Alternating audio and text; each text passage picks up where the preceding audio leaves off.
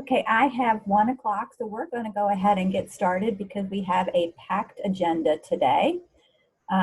Today we're going to be talking about Tulane Mental Health Service and a review of all the services they provide and a little bit about their data. We're going to get a sneak peek at some of the coaching data that we've been able to pull from your July deliverables. We're going to talk a little bit about site improvement planning and what that means for next year, and then a little bit about curriculum training and an update on that.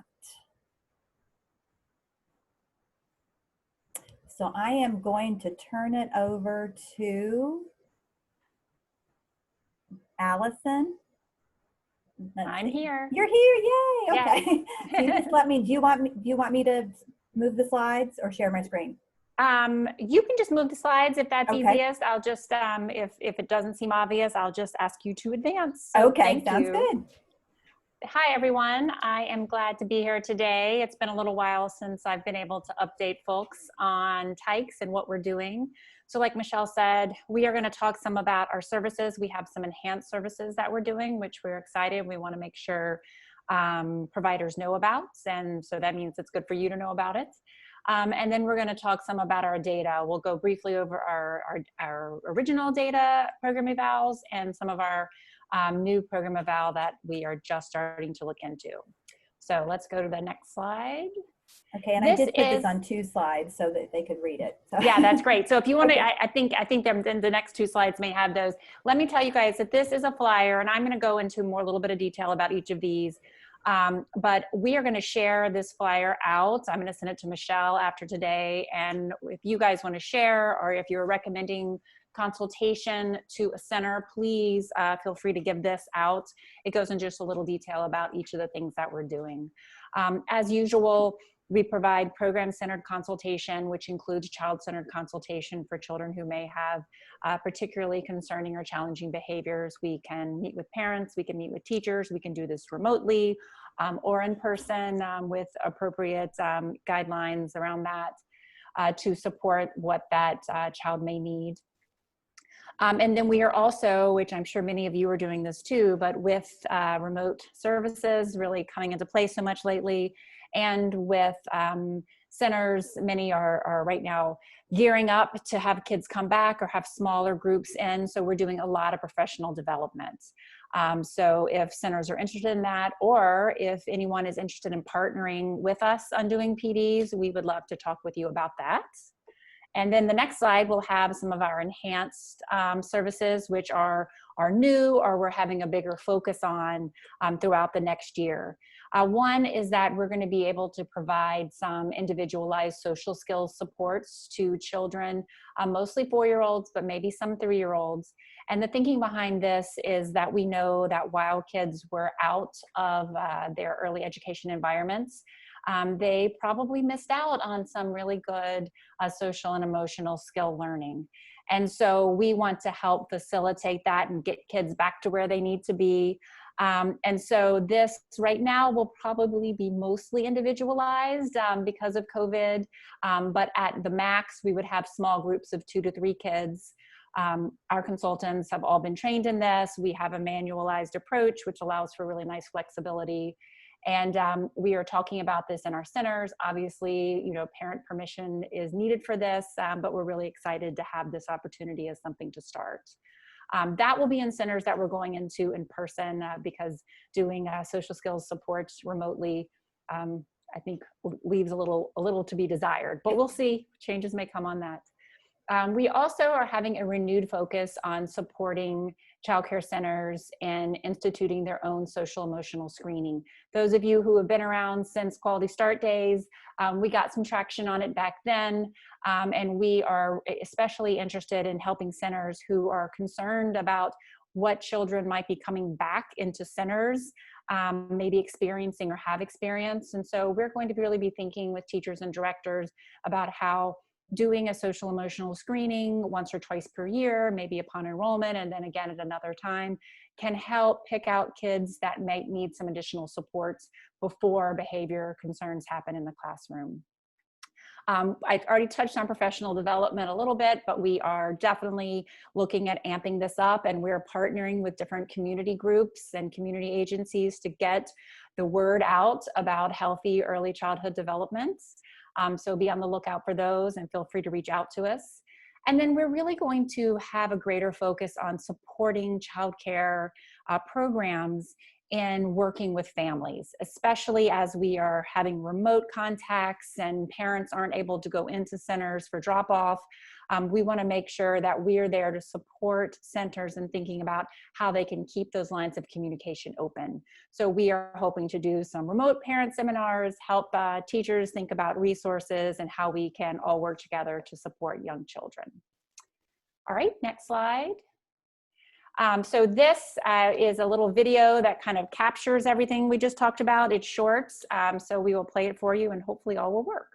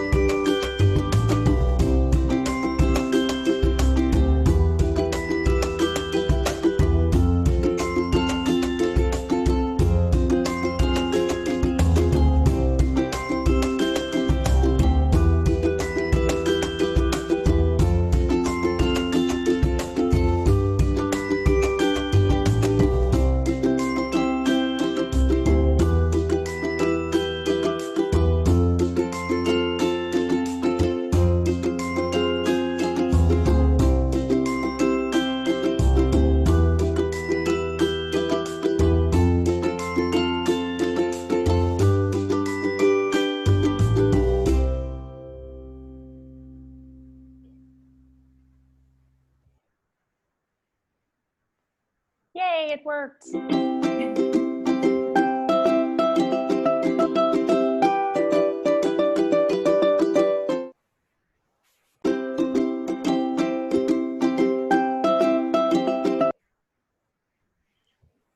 Thank you, Michelle, for getting that all to work. I think you probably did better than I would have. So we can go to the next slide. Okay. And I want to just highlight two reflective, or two pieces that I didn't talk about before that were mentioned in the video, which is we are continuing to be able to offer tele-MHC supports to people that we aren't necessarily working with in a center. So that can be accessed through our website. If you just search Tykes Tulane, there's an access form there that requests consultation. And then whenever one comes through, they are assigned to a consultant in their region. So we do definitely want to let people know about that. That's for people who are caring for young children right now.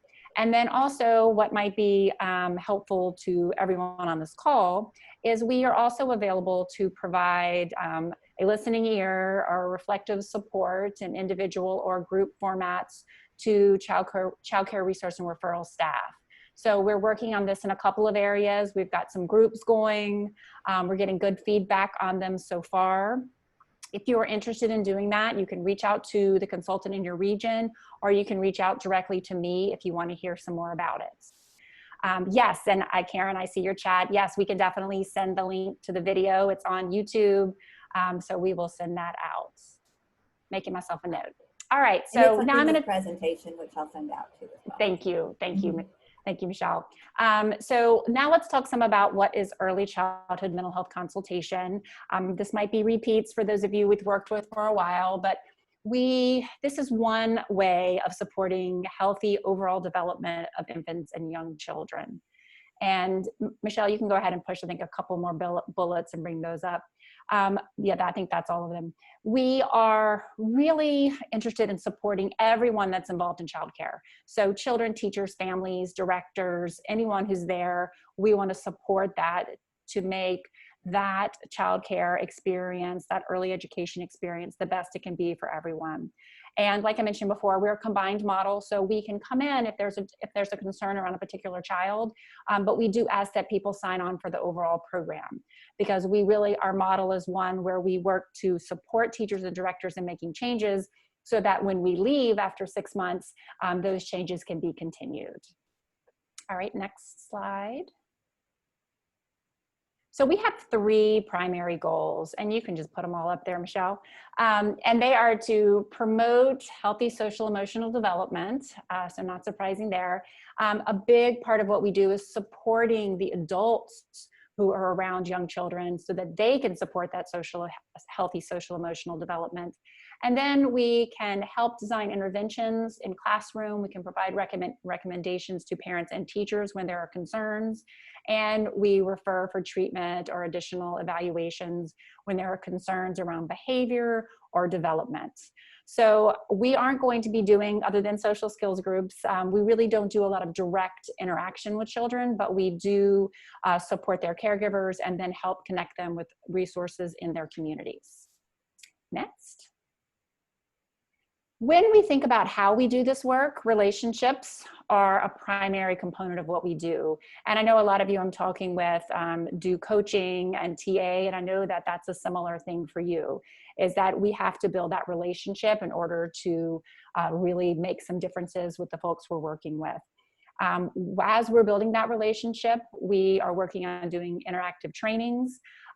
In typical times, we do lots of observation and modeling in the classroom. With more remote work and with COVID-19 precautions, those observations are looking a little different. So we might not be in the classroom, we might be observing on the playground, we might be looking through a window, we might be looking through video monitors. And then we are doing more training around those developmentally appropriate interactions. We are consistently still meeting with directors and staff, whether that's in person or via remote access. We work with parents, and we again have those child-centered consults. So those are our main components. And again, relationships. We don't think change happens unless we have that relationship. And there is also data that backs that up. There was one nice study done several years ago now, but it examined what teachers thought about their relationships with their consultants. And this study found that the frequency of visiting wasn't as important once that relationship had been established. It was how the teacher viewed that relationship. And so one way that we use this is after that 6-month period that we've been in a center and really established those relationships, we allow for those follow-up visits. So we might go in for a child-centered consult or to support something that's happening in a center, and we've built that relationship, which we know is really important. And one thing that we really work on to keep or help build that relationship, I guess, is to avoid being the sole expert. Sometimes we're called in and we're really pulled to be the experts and use our magic wands, which we don't have. But instead, we really want to recognize the expertise that already exists in that teacher, in those parents, in the director who's there, and help everyone realize that a team approach is going to support making changes the best. Next.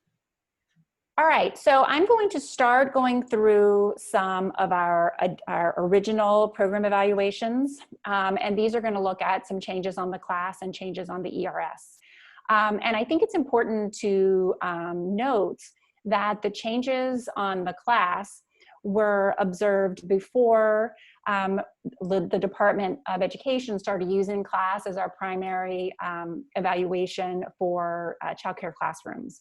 So this evaluation was completed way back when we were using the ERS in classrooms to evaluate center and give quality ratings. And so we selected the class because we liked, like everyone does now, liked its focus on teacher-child interactions. But the teachers did not know anything about class at that point. Our consultants were not trained on class at that point. And all of the areas that we measured showed improvements after 6 months of consultation services. I think there are a couple more points on this one. Yes, I think push one more time. So these are the areas we looked at. So we didn't look at the more instructional based domains because we don't think consultation gets into those more educational aspects of the class as much as the emotional support and classroom organization. But all of these showed improvements, and these improvements continued 6 months after consultation had ended. Next slide. And this is our ERS changes. We also saw changes or improvements in the social emotional subscale and in the overall ERS 6 months after consultation. And these also remained high 6 months after, which we were glad to see. So that helps us really understand that we are trying to make that programmatic change where once we're not there anymore, some of what we worked on is still occurring, and having that 6 months after we left, having those scores still elevated helps us to corroborate that that is what we are doing. So there are 3 more pushes on this one, I hope. This is from our teacher self-reports. So after 6 months of consultation, teachers reported an increase in what is termed personal teaching self-efficacy. And that's if the teacher feels like she can make a difference in the life of the child over the time that that child is in her classroom. And I'm saying she since most of our childcare teachers are she, but I know that there are some that are not. Teacher influence is how a teacher feels about their influence on the child's life as opposed to others' influence. So this would be maybe parents, maybe grandparents, maybe community. And so the sense of influence that the teacher felt that he or she had after 6 months increased. And then teachers also reported to us that they felt more competent in supporting social emotional development of young children after 6 months. And all of these also remained high 6 months after consultation ended. So this again corroborated for us that we are hoping to make a difference in how teachers view themselves, and we found that that was the case. I'm not going to go into detail about these, but if anyone is interested in looking at some of our previous evaluations, this will be sent out to you. Feel free to take a look. Some are a little more interesting and some are, you know, pretty academic. So don't feel like you need to go look at them, but I wanted to give them just in case. All right, next, perfect. So this is our current evaluation. So our previous evaluations had really looked overall at the classroom atmosphere using the class and the ERS, and it also looked at teachers' perceptions of themselves and how they interacted with children in the classroom. And so when we started looking at what we wanted to do next, we really wanted to look more at child outcomes, which are harder to do and take a little more time to get a big enough number of children in that data set to start to examine outcomes. So we've been working on it for about 3 years. And we are looking at behavioral difficulties at the child level, resiliency at the child level, excuse me, and expulsion risk at the child level. All right, next slide. So this is how we decided who we were going to include.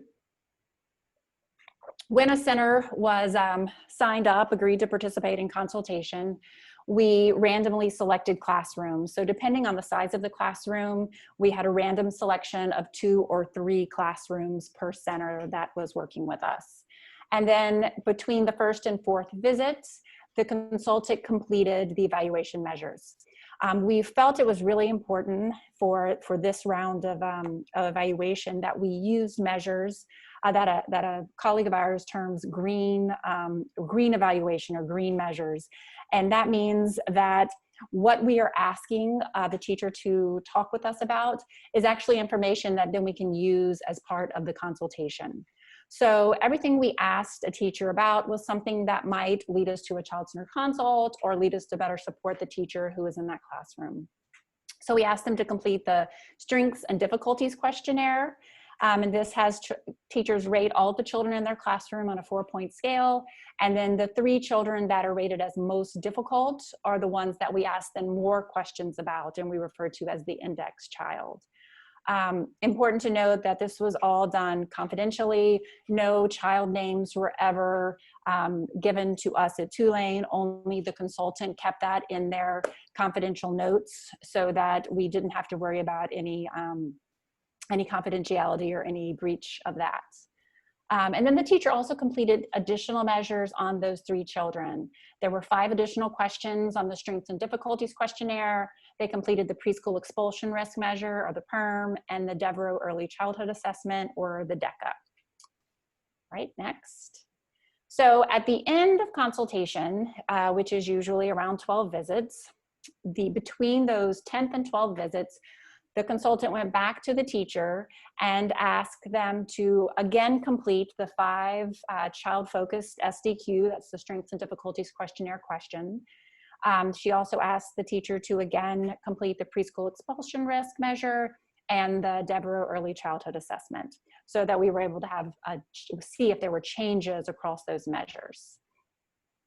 All right, so I'm going to tell you some about what these measures so that the changes make sense. And how they do it. So on the SDQ, the teacher rates each child from 1 to 4, and the specific questions for the child part are: does the behavior interfere with the classroom? Does behavior interfere with that child's ability to learn in your classroom? Do you feel that there's a burden on you as a teacher by having this child in your classroom? And do you feel there's a burden on the classroom as a whole? So all of you that work with teachers, you can probably start answering these questions about some teachers and children pairs that they are feeling this way sometimes with a child in the classroom. So that's what we're really trying to capture, is what is it like for you to have this child in your classroom? The preschool expulsion risk has 12 statements, a 5-point scale, 1 to 5, and there are 4 subscales in that: disruption of the classroom, the teacher's fear of accountability for having a child who she sees as disruptive in the classroom, the teacher's feel of hopelessness about having changes happen with that child, and then a general questions about teacher stress related to having that child in the classroom. The DECA is the largest measure that we used, and it is also a social emotional screener. And this has 36 items, and it looks at resilient behaviors as well as challenging behaviors. The behavior concerns of note are for the older kids. We don't ask about, the DECA doesn't ask about challenging behaviors for infants and toddlers. So the subscales, as you can see, are looking at the relationship or the attachment between the teacher and the child's inattention, the child's ability to regulate themselves, and then it looks at overall protective factors. So that might be the teacher's understanding of protective factors that the child demonstrates in the classroom or has at home. All right, next. All right, so what do we think we were going to see? Well, we thought that after 6 months of consultation, we would see changes in the teacher's ratings. Specifically, we hoped at least, but we thought we would see a decrease on expulsion risk for children with difficult behaviors. We thought we would see a decrease on social emotional concern subscale of the DECA.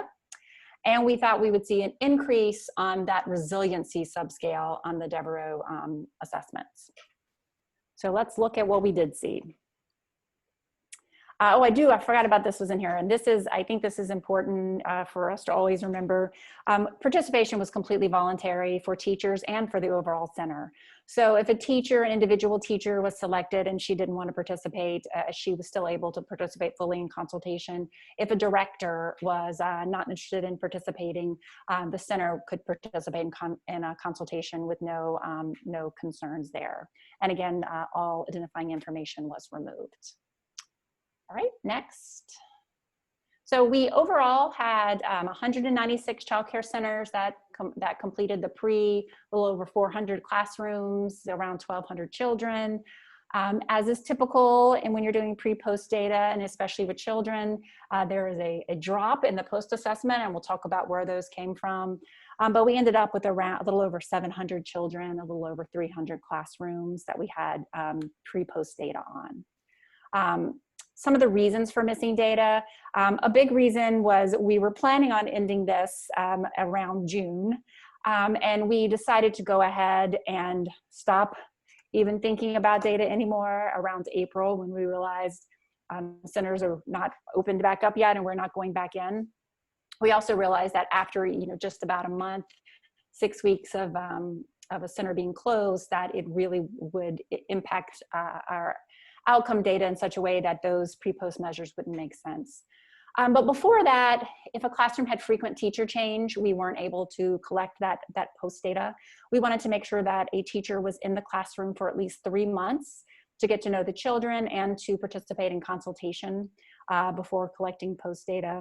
If a center or classroom closed, obviously, if parents removed a center for any reason, or because they couldn't pay, or because they left to attend a pre-K for a Head Start program, those are all viable reasons why we weren't able to collect that post data.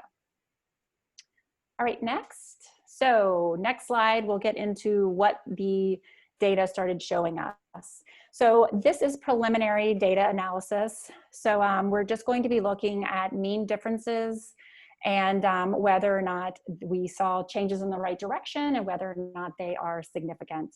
So first, we will look at the strengths and difficulties questionnaire for the individual children. And when we look at those all together, 736 children, we see a decrease in the difficulty level from the beginning of consultation to the end of consultation. And what we're looking for from a statistical perspective is that this P number, the P value, is below 0.05.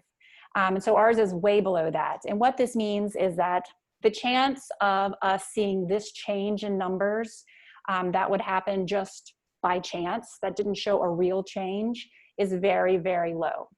So across all of these, when we look at that P value, it's very low, that the change we saw just happened by happenstance. Instead, it signifies most likely there was a change. So on this one, we see a change in just about a point. We'll go to the next one. This is the classroom, and this one we see a slightly larger decrease. The decrease is in the right direction across 305 classrooms, a little more than a point decrease in the overall difficulty of the classroom with that good p-value again. And then when we look at the DECA scales, we see again changes in the direction we would hope.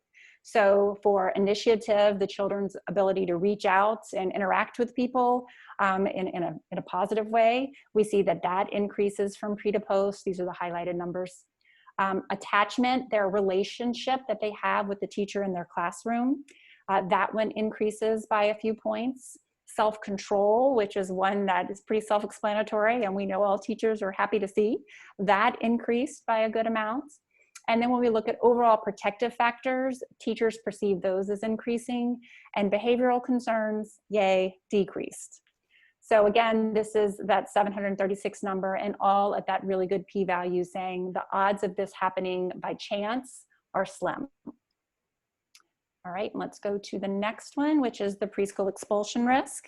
And these all changed in the direction we expected them to change as well. Classroom disruption decreases, teachers' fear of accountability, teachers' hopelessness, and teacher stress around the index children all decreased. And again, at that P is less than 0.0001. So these are not likely to have happened by chance. So, all right, that was a bunch of numbers. What do we think this means? And so next slide, I'll get into some ideas. So for the, yeah, you can go ahead. Thank you, Michelle. So for the strengths and difficulties questionnaire, this tells us that teachers saw a change in the overall classroom as being less difficult, and those index children as being less difficult after consultation, which is great, which is what we hope to be able to offer to teachers. Next slide. For the DECA, we saw teachers rating those children that were most difficult in their classroom as being higher on protective factors and lower on behavioral concerns. Again, just what we are trying to offer for TIKES. And I think a really important point when we're thinking about the DECA, being a larger scale that is used as a social emotional screening scale, the authors of the DECA have said that if there's a difference in scale of 3 or more points, they consider that to have real world significance. So that if someone went into the classroom and observed, they would notice a difference of 3 or more points in a child's behavior. And all of the changes that we saw were above that 3-point level. So 3.47 to 3.93. So we were really excited to have that level of change. Next slide. And on the expulsion risk measure, we saw that the teacher's perception really changed on how much the child disrupted the classroom, how much she feared accountability, her general stress level and her hopelessness about being able to make a change all changed in the right direction. We know from data from other places that having access to a mental health consultant is the only thing that makes a difference in lowering a child's expulsion risk. And so this measure is getting at, do we change the way teachers think about children that might be at risk for expulsion? And our preliminary analyses are saying that yes, we do seem to make a difference in how teachers are thinking about those difficult children in their classroom. Next slide. So why might these happen? And we have a lot of ideas about what might be going on to have these things change. And so I'm just going to talk through some of them.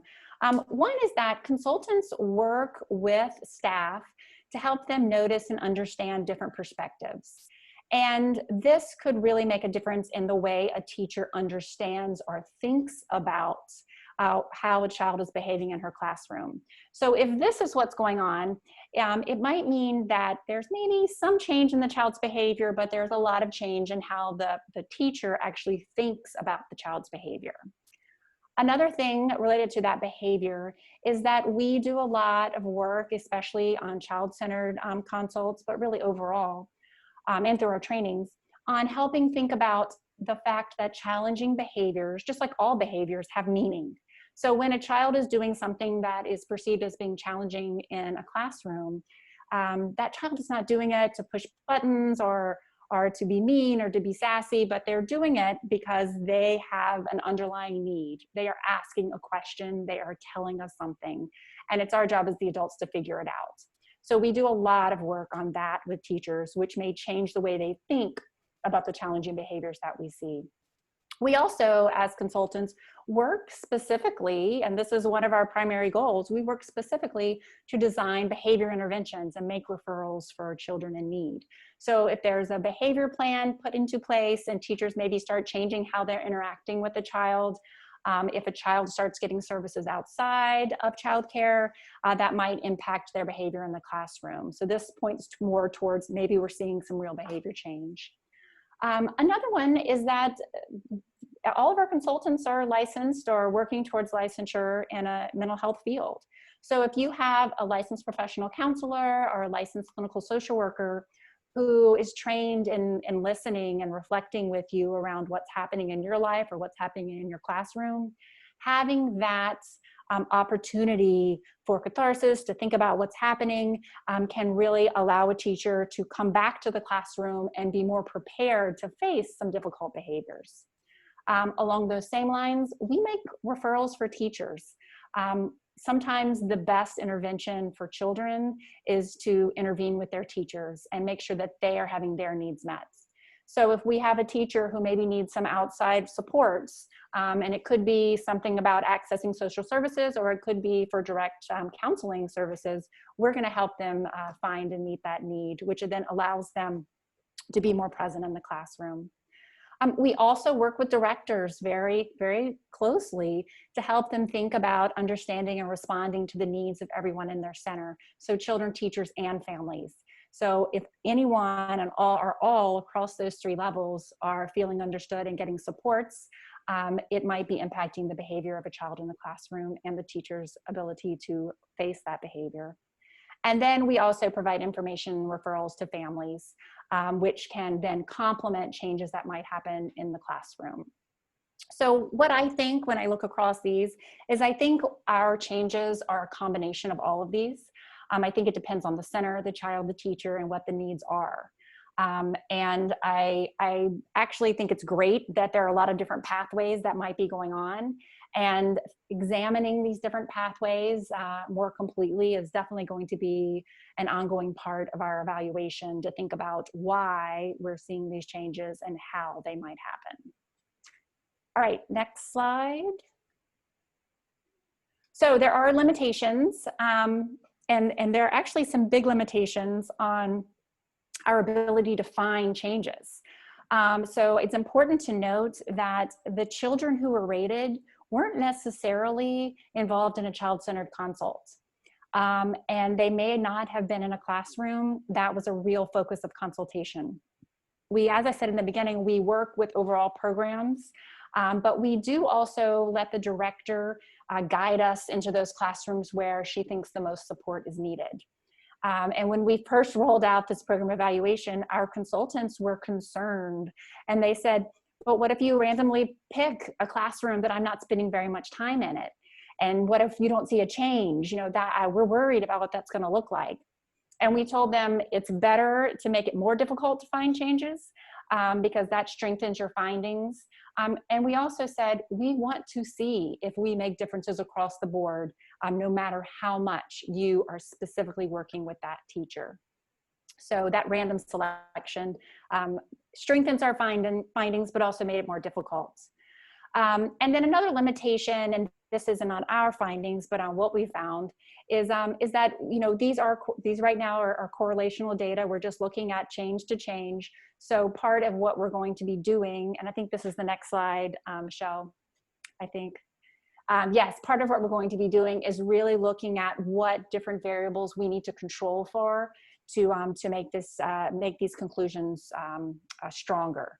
And so what we're going to be moving into is hierarchical linear modeling, which didn't exist when Angela and I were in grad school. So we are learning about it. We are bringing on research consultants to help us do this. And what it does is it allows us to account for grouping effects on our data and how that might impact outcomes. And it's very common to be used in educational research, because when you are looking at a teacher, the teacher is in a classroom, so there are similar effects across that teacher's classroom and how she might view something, that are then in a center, which there might be similar effects across that center, but they might be different from other teachers and other centers. So we have center level grouping, we have teacher level grouping, and then we also have consultation level grouping. So there might be differences about how our consultants do this work. We obviously are looking for consultants and trying to make sure our consultants are trained to do the work within a model. And so by using this HLM analyses, we can see if these changes hold once we control for these different grouping effects. And then hopefully we will write this up. Hopefully we will be able to do another presentation, which might have some even more interesting data, at least interesting to me. I hope I didn't bore you guys too much. And we hope to write this up. So I think I just have maybe one more slide, just the questions, I think. Yes. I don't know if there's a way to take questions now, if people want to type them, or if people want to ask me later, send me an email. I think pretty much everyone has my address. Also know that there's the Tulane Tykes page, which we are working on updating for all of our new consultants. I didn't mention earlier, but I will put it in now as part of the enhanced consultation. and providing more services. We do have more consultants out there that can serve your region. We're getting all their pictures and bios up on the website. If you have questions about who is working in your area, please email me directly. I'd love to introduce you to them via email or whatever way works best for you. Thank you. Do we have any questions? Oh, there's questions. Let's see. Thank you, Paula. So I'm going to be sending out that, I'm going to send the link and the flyer directly to Michelle, and then let Michelle, if that's okay with you, Sure. let Michelle send out the flyer and the link to everyone just to make sure I don't accidentally miss somebody. Okay. Thank you so much. This data Thank is you. very impressive. Thanks so I'm much. looking forward to next year's results too. Me too. Exciting. Okay. Thanks, everyone. Okay, I'm going to thanks. mute now. Okay. Okay, now I'm going to turn it over to Farishay. He's going to give you a sneak peek at your coaching data. Hey everybody, it's great to be here. I'm super excited to give you a sneak peek of some coaching data. So Michelle, if you could head to the next slide. So overall, what we wanted to do is give you guys what do the trends look like across the entire state of Louisiana. So we took all the data that everybody's already given us, and we went ahead and just kind of rolled it up so you could see where you're at statewide. So first of all, let's start off with something I think we all knew. The majority of coaching visits right now are for technical assistance, with about 4 out of every 5 coaching visits being for TA, which is crazy compared to where we were last August. Am I right? It's been a huge sea change, and everyone's just been riding that wave. So thank you all for that. Next slide. When it comes to how coaching visits have been happening, Michelle and I were shocked here. So virtual visits we figured would take up a pretty big chunk, right? And they're about 1 in 4 visits. In-person visits are pretty similar. They're at about 27, 28%. Almost half of all coaching visits are over the phone. And Michelle and I were shocked at first, and we're like, do you think they meant to put FaceTime? I'm like, no, I think people are actually calling, because I think a lot of the times in these centers, it might be hard to get a computer. It might be hard to get a tablet. Internet connectivity might not be what you would expect it to be. And so phones, either calling a cell phone or calling the landline, is probably going to be the most effective way to reach people. I see a interesting chat from Allison. This is true for mental health consultants too. Telephone access seems to be most preferred. So if you want to drop something in the chat or maybe raise your hand, I would love to hear what's been your experience with these coaching visits if you've been doing them over the phone. What's that been like for you? Raise a hand or drop something in the chat box.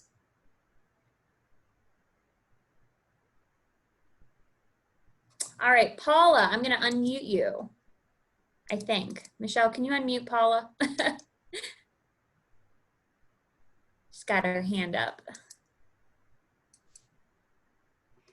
So I was just mentioning that, you know, the centers pick up the phone and give us a call and want some information. If a teacher wants some information, and it just seems like that has been, since COVID, that has been kind of the preferred, and probably because of time, a lot of the teachers, they're kind of short in the centers, right? So they're kind of, some of them maybe short staffed, and there's not a lot of maybe time right now to kind of sit down and actually do a Zoom call. Or, you know, to kind of set that up. It's like, oh, I need something, and I need it like now. I don't, you know, thinking about setting up a Zoom call may put a little bit of extra stress, just because I have to kind of figure out how my connectivity is going to be, and, you know, how I look maybe. I mean, you know, there's just, right? Yeah. There's just maybe some extra stress that maybe at this time, that phone, just picking up the phone and says, you know, I need you, and I need you now, and this is what I need you for whatever reason. Super interesting. Super interesting. Thanks so much for sharing, Paula. I appreciate it. Anyone else either type something in the chat box or raise a hand? All right. We can go ahead to the next slide then, Michelle. So this I thought would be super fun to look through is what do classroom sizes look like? And the opportunities that coaches have had to take a look at classroom sizes. So not really counting any of those director visits or visits where there were no kids in the classroom and things like that. What is the average size of classrooms? So there were a lot of decimal points after this, but I just went ahead and rounded to the nearest whole number. The average size of infant classrooms was about 2 infants. Toddler and pre-K were almost the same, 5 in toddler classrooms, 4 in pre-K, and mixed age was probably the largest classroom. I was interested in seeing these smaller classes.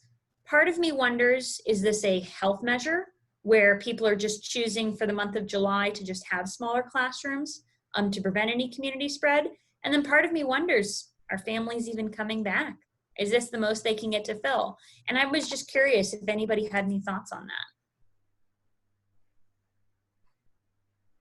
Many families not coming back from Anna. Yeah, I wonder, families not coming back, same from Karen. Anyone else getting that impression from maybe any of our regions in the north? What have you guys been seeing? Same impression. Okay, thank you so much. Interesting. Now, I find this very, very interesting that families aren't coming back, but I've been having conversations with some people about wait lists. I was on a director's call yesterday, and I was hearing directors talking about going through their wait lists and that wait lists were still being maintained. This is really interesting. Yeah. You think families are paying tuition? I don't know. What do people think? What have you guys seen? Are families paying tuition but not coming back? Okay, Allison says New Orleans, some centers not allowing full enrollment back yet. That makes sense. Might just not be allowing families back. Anna says, I think it depends a lot on how people are being affected by COVID or by how they're treating the pandemic. Great point, Anna. Yeah, a lot of people, you know, in terms of their childcare situations, it might just be simpler. Yep, a lot of folks in New Orleans are not employed either. The wait list is maintained, but some have not gone back to work. Oh, and older siblings might not have gone back to school. That's a great point. Now, Amy, I believe it was you who'd had some centers in your region who are only allowing essential workers back in their centers. I don't know if you're still seeing that, Amy, or if anyone else has seen that in their regions. Okay. New Orleans also seeing older siblings taking care of the younger ones. Good to know that that's consistent across the state. Michelle, can you unmute Amy? Yeah, she should be able to unmute.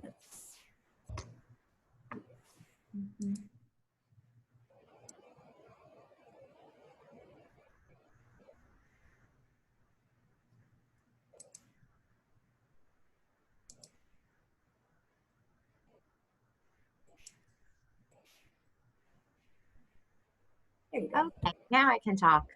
Sorry. Sorry about that, guys. No, I thought it'd be easier than chatting, typing it all in. But we have, it's really interesting. We have a smaller handful of centers who are really full and can't take more kids, and then more centers who have low enrollment. And some of that seems to be related, one, to parents not being ready to bring their children back, or having found alternate arrangements. And then also staffing. Some of the centers are hesitant to bring more kids back when they are having such staffing issues, with not, you know, trying to guarantee they have enough teachers to cover the ratios. Yeah, thank you so much for sharing, Amy. That's a really great point about staffing. I see another note from Agenda, families' comfort levels in the pandemic. You're absolutely right. And then Karen puts in, I think some centers are also trying to keep the configuration consistent if they have been able to remain COVID-free. Yep, staffing and kids enrollment challenge. I'm super curious, like, as we're thinking about these staffing challenges and these kids enrollment challenges, like, it seems that, like, parents must be wanting to get some sense of normalcy back in their lives. But, like, I see agenda put, there's family comfort levels in terms of the pandemic that, you know, people want to get back to normal, but they just doesn't feel that way just yet. This is really great discussion. Thank you all so much for participating and being willing to jump in on this conversation. We can go to the next slide, Michelle. So for issues addressed in coaching, I'm sure this is not a surprise to anybody. Health and safety was 12%, about 1 in every 8 visits involved a question about health and safety. Foundational, we saw that in about 17% of our visits. Business practices, about 19%. COVID-19, over a quarter of visits. That was one of the topics. And then welcome visits were also, there were a lot of welcome visits happening. Great job, everybody.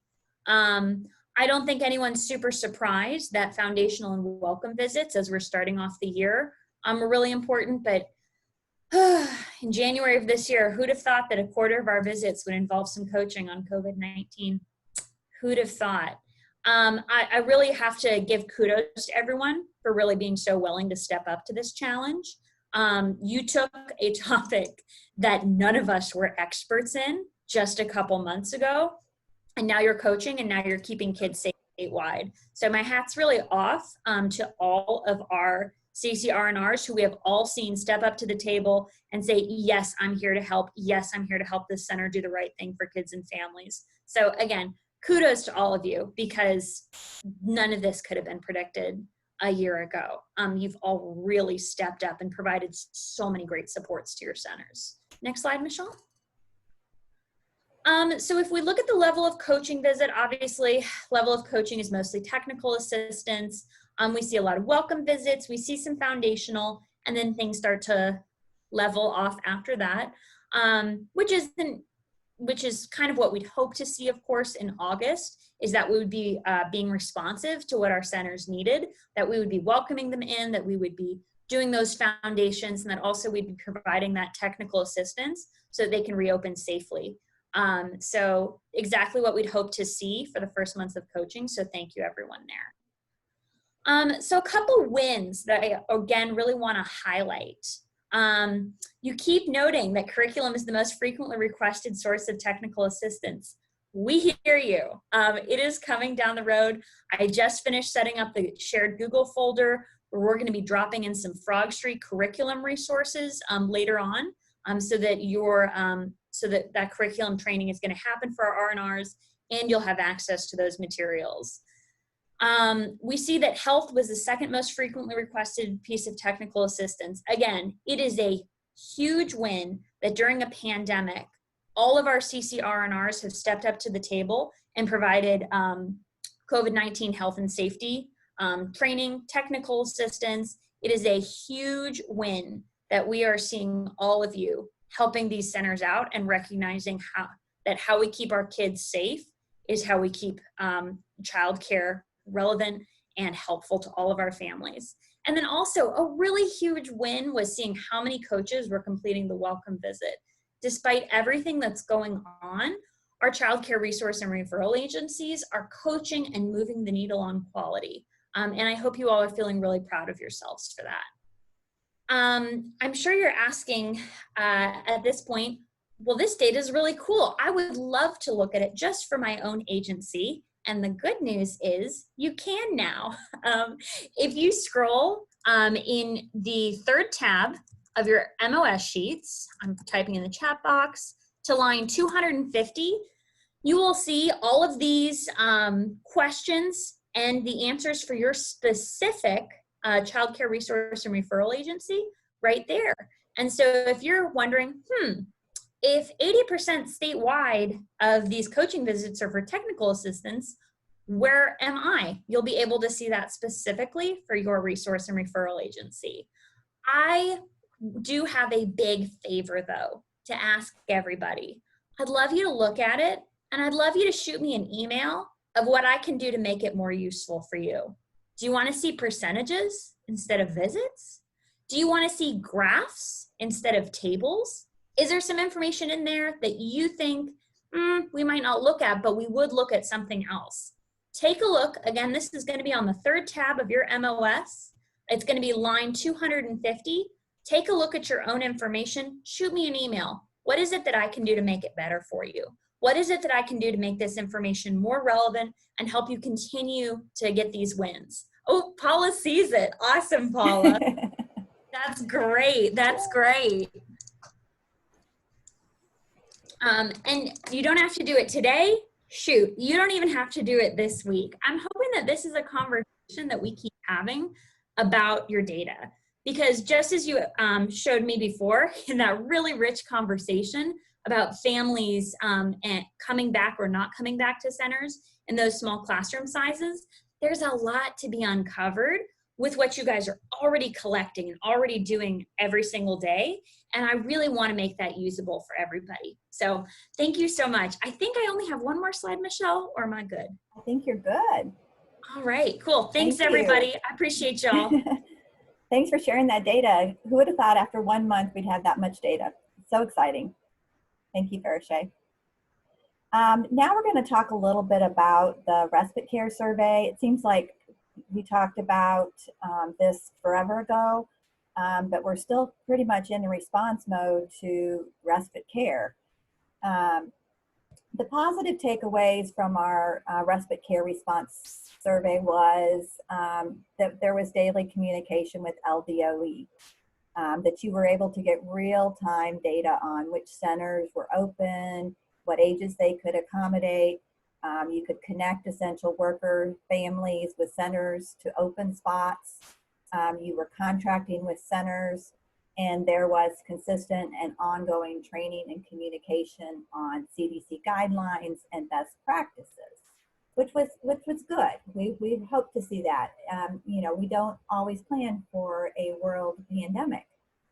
So as we go to the changes necessary, you know, this global pandemic was not part of our emergency plan that we reviewed last February. Therefore, we asked if there were some additional changes necessary for our emergency respite care planning.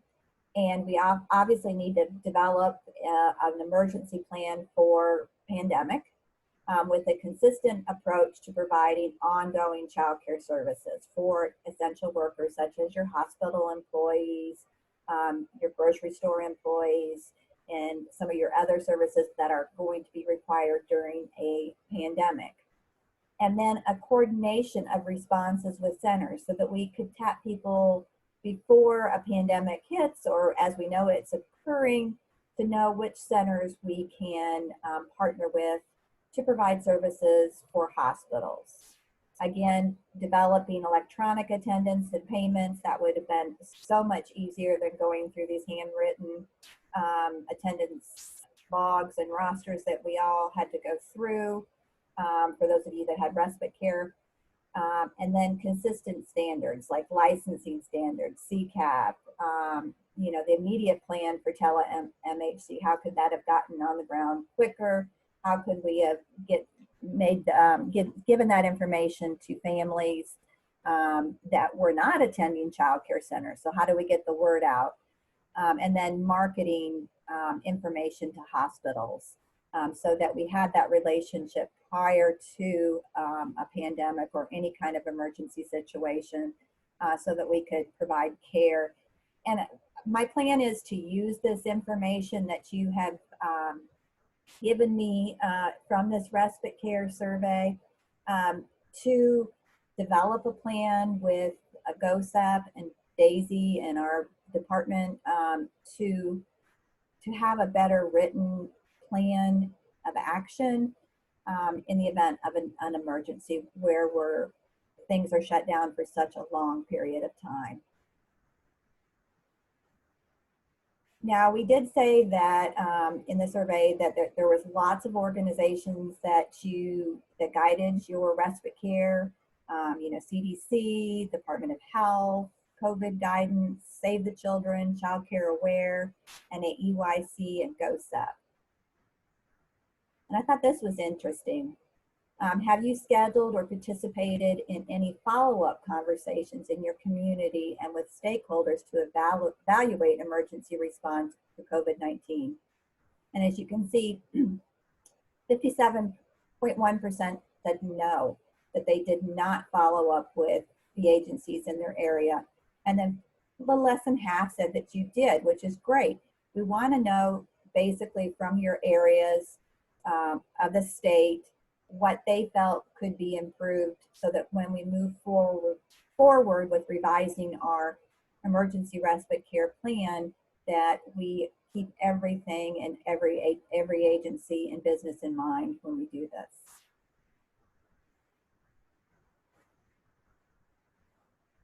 And then, have we scheduled or participated in any follow-up conversations with other agencies to evaluate their emergency response to COVID-19? And then 14.3% yes, you did, and 85.7% said no. And maybe this question, I'm thinking about LDA, working with the Department of Health, CDC, and EYC. And so maybe it was a little bit misunderstood as far as the question goes, because I do think you were working on the ground with every agency possible in this emergency response. Okay, don't know if, let's see. Shalyn, did you want to do the slides on SIP, or would you like me to go ahead?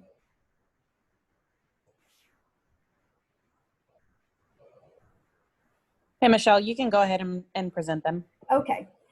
Site improvement planning. We're going to be rolling out the information for site improvement planning. We anticipate it coming out this month, in the next week or two. And as you know, every year we target and support centers that are low performing. And as in the past, you are so valuable as partners in this site improvement planning process in several ways. You participate in the coaching visits with the field support consultants. You prioritize the site improvement sites for coaching throughout this process. You facilitate the regular communication between the FSCs, mental health consultants, and coaches to review SIP sites' progress against goals. And you provide insights that support continuous quality improvement, curriculum training, and support enrolling in ECAC programs. So we do hope that we're going to continue the same process this year. We should give you those centers in the next couple of weeks.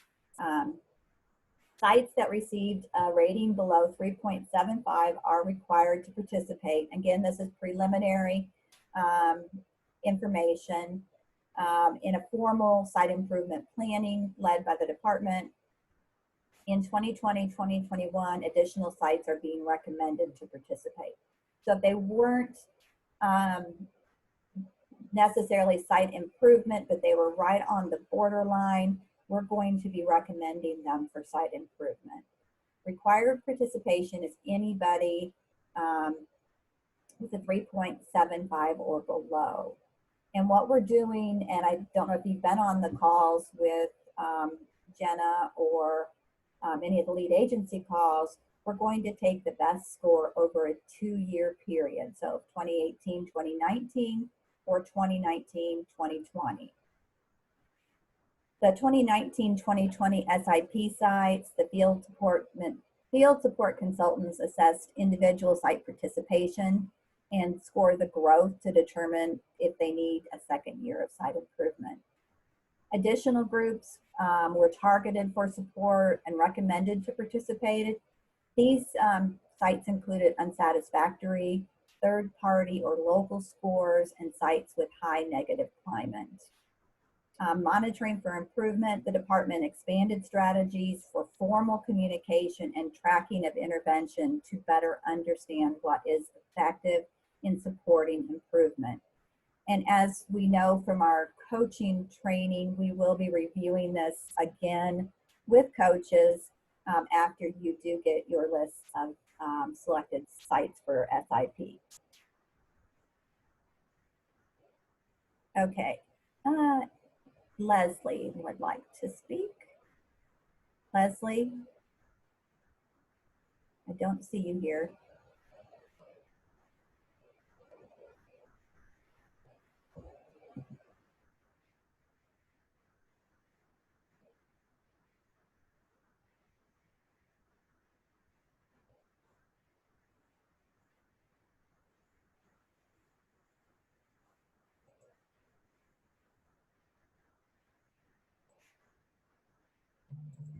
Okay, Leslie, you should be unmuted. Yes, I am. Okay, I'm sorry. No, no worries. So Emmy is actually going to be the one who's leading site improvement planning for this coming year. And these are just a few of the characteristics that we're using to select sites that will be participating. So as far as required participation, of course, policy says that sites that score below 3.75 are required to participate in site improvement planning. But because we're using the best score of 2018 and 2019, 2018, 2019, and 2019, 2020, we have a lot fewer sites. We only have 12 sites that fit that criteria of being below, that will receive a performance profile this year that's below 3.75.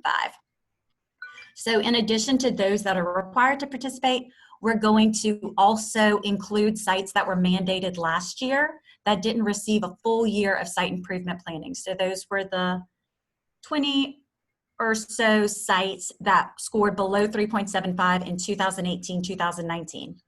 In addition to that, we're also looking at sites that scored below 3.75 based on their fall 2019 data.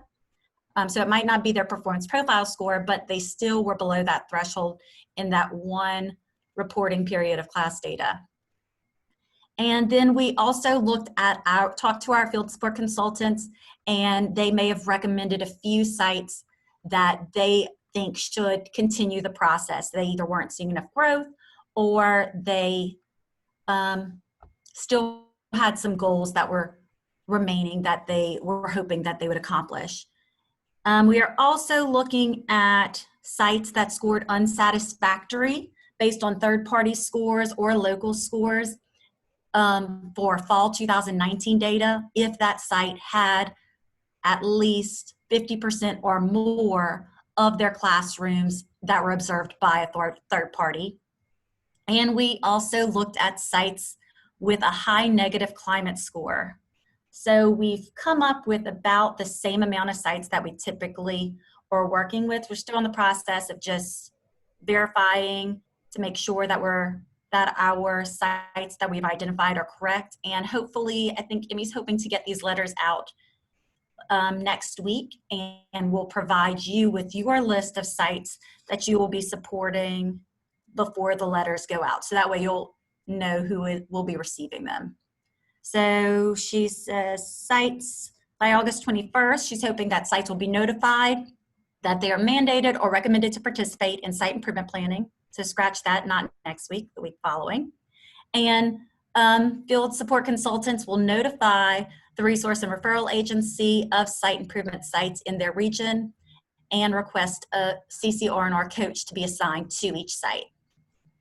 Usually for that initial meeting, this year it looks like it'll probably be occurring via Zoom. We'd like for that coach and the field support consultant to be there together. And then on August 28th, the department will host a site improvement webinar for CCR&Rs, lead agencies, and mental health consultants at 1 p.m. So mark your calendars. And then throughout September, the first site visits to site improvement sites will begin, and we will be virtual unless Governor Edwards has moved us into phase 3. And I would like to say also by August 21st, mental health consultants will be given a list as well of the centers that will be participating in site improvement planning. Are there any questions about the process?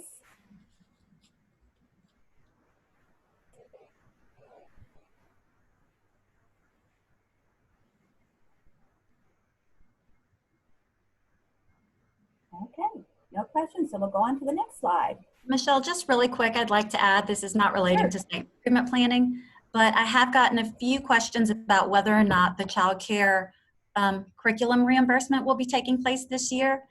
Those allocations were sent to Bessie yesterday and were approved. So we are working with the new application in EGMS right now. Hopefully it'll be live by the end of August, and then I will send out your updated paper copies, which have remained the same other than changing the date and adding a new curriculum option around the same time. So nothing has changed in that area as well. I know many of you have been emailing about the curriculum reimbursement. Are there any other questions you had about that while Leslie's here?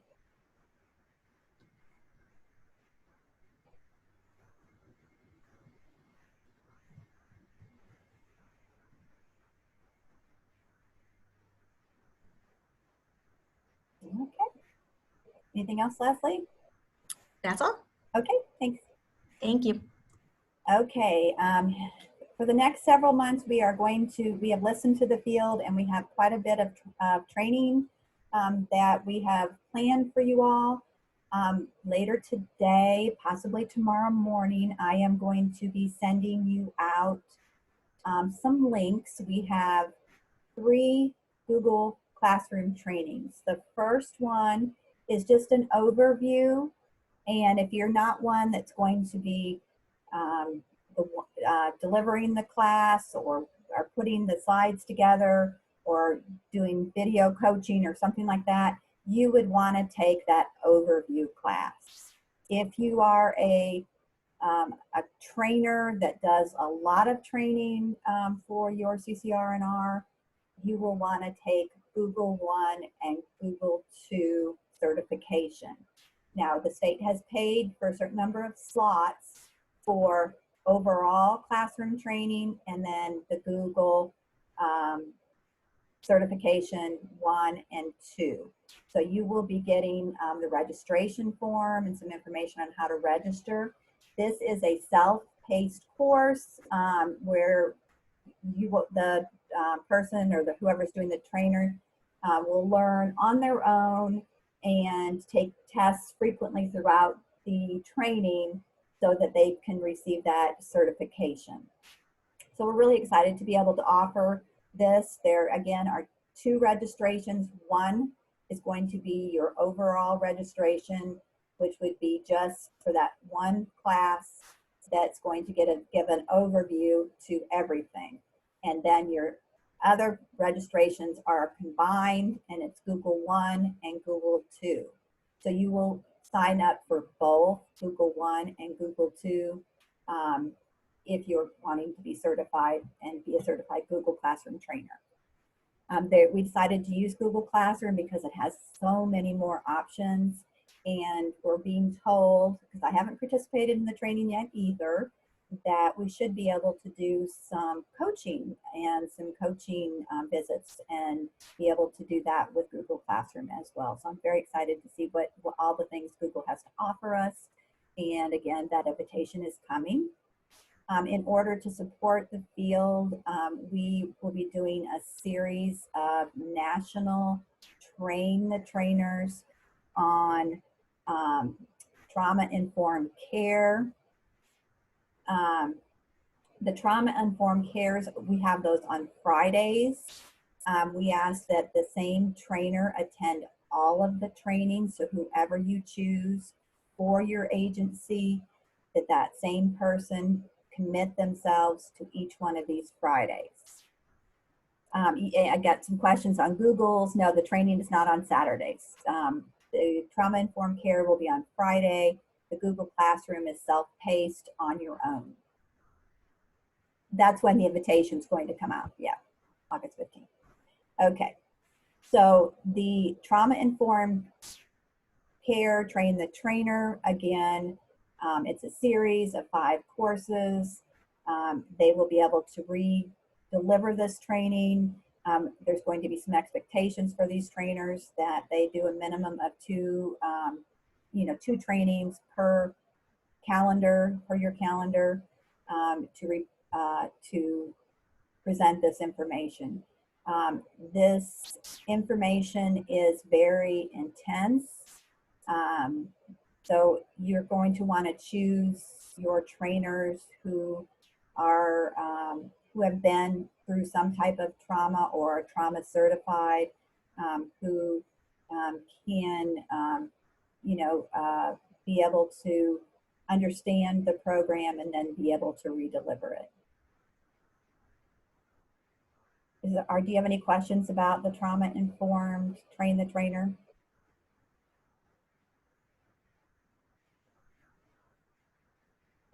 And this training is not meant to replace the mental health services. This is basically to try to catch some of the people that have not signed up for mental health. So we're going to be offering this training so that we can reach everybody. On September 10th, we will have our coaching meeting from 1 to 2. And then in October, the focus on the Friday trainings for Train the Trainer are going to be on curriculum. So it'll be Fridays all day in October, and I will send you those, the calendar invites for that as soon as I get them from our trainers. Amy asked how many slots per CCR&R. For the trauma-informed care right now, at least 2, there may be more. So if you can sign up at least 2 people, and if you have a third person that you want as well, you can send me an email, and if we have additional openings, we'll be able to allow that person in.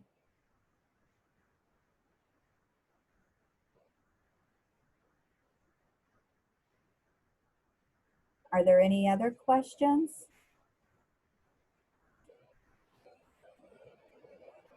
The Train the Trainer on curriculum is going to be a little different than what you've had in the past from LDOE. We are going to be going in depth with Frog Street. Currently, no, it's not face-to-face, it's going to be virtual. In depth with Frog Street on the Frog Street curriculum, pre-K. We're going to be doing Frog Street Toddler, Frog Street Threes, Frog Street Infants. And then they're going to also talk about agnostic curriculum, like how do you make a curriculum meaningful? So that if you don't have Frog Street, you can use any curriculum and make it more intentional. And Karen wanted to talk. Hey, I had a question.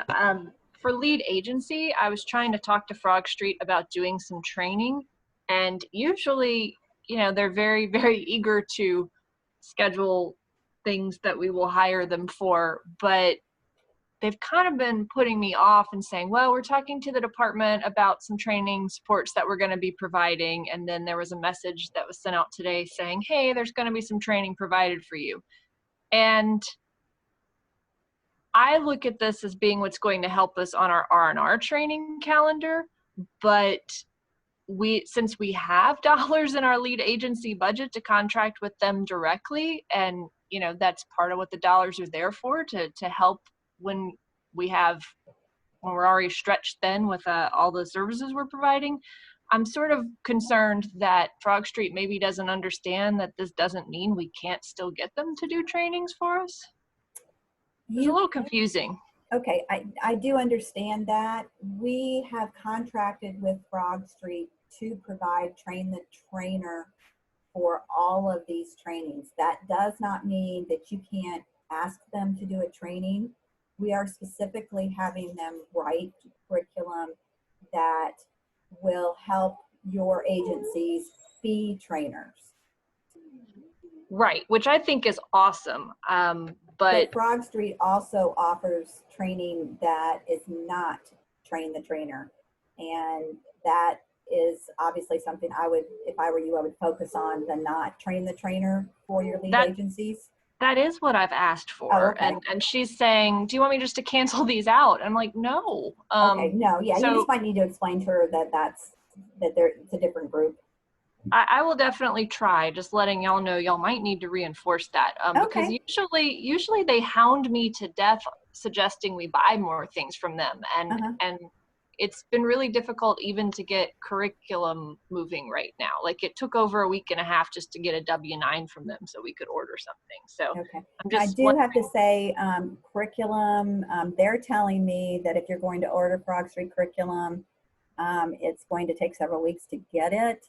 Now, I ordered a Frog Street curriculum on Thursday of last week, and I received it on Saturday. So I don't know if you are ordering curriculum for somebody, if it's going to take a while or if it's not. I don't, that's what I've been told from Frog Street. yeah, it's just taking a while for us to even get a response from them on something simple Okay. like the W-9. So I just was concerned they're not going to understand this training question. And if you have a specific question, they have had a change. They've had a change in their corporate structure, and so they have somebody that we're working with. They've changed to an LLC. It's their corporate office has gotten larger, just like with any other growing agency. You can send it specifically to me, and I will forward it on to my contact at Frog Street. Okay, thank you. Are there any other questions? What time are the curriculum trainings on Fridays? Curriculum trainings on Fridays currently are scheduled from 8 to 3.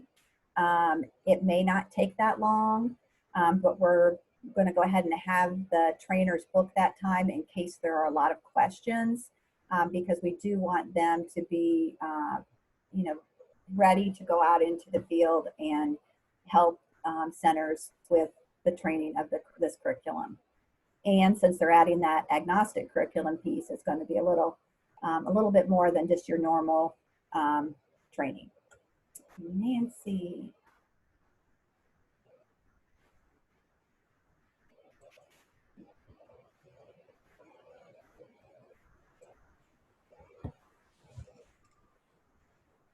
Nancy? Hey, this is Nancy. Couple of things, Michelle, we mentioned to you fairly recently, and this is not a new problem. This is an issue that has gone on in my memory for decades, and that's this idea of we don't do curriculum in the summer of centers. And my question is, are other R&Rs dealing with that? And if so, what are some ways, excuse me, that we can approach it? Maybe this training can provide us some help with that. Because in my view, it makes more sense for them to continue all year round, but we're having a challenge in convincing some of the centers of that. Can I, from a director point of view, and everybody should be allowed to unmute themselves, but I can say that I would imagine that some of the centers they don't do the curriculum. It's not necessarily because they don't want to, but it's a marketing technique for your summer enrollment that families want to see something different. Just like kids going to school, you go to school for the 9 to 10 months you're in school, and then you have 2 months off to do fun things. And so they don't see the curriculum as important in the summer.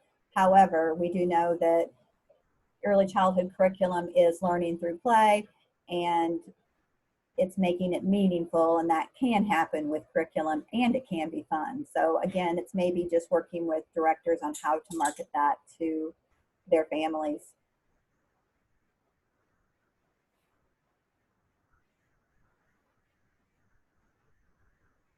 Did anybody else have anything to add?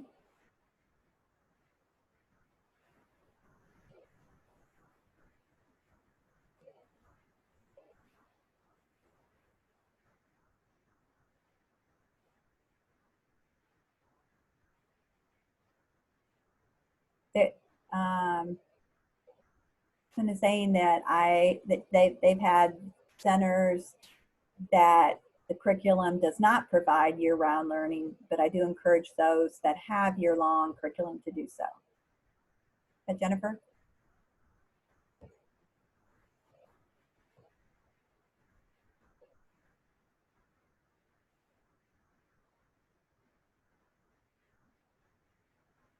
Any other questions?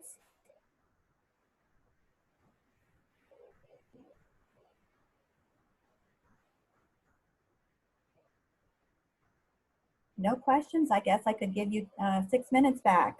Oh, there's a question. Missy says, you see centers not using Frog Street curriculum during the summers. However, they are using teacher-created curriculum.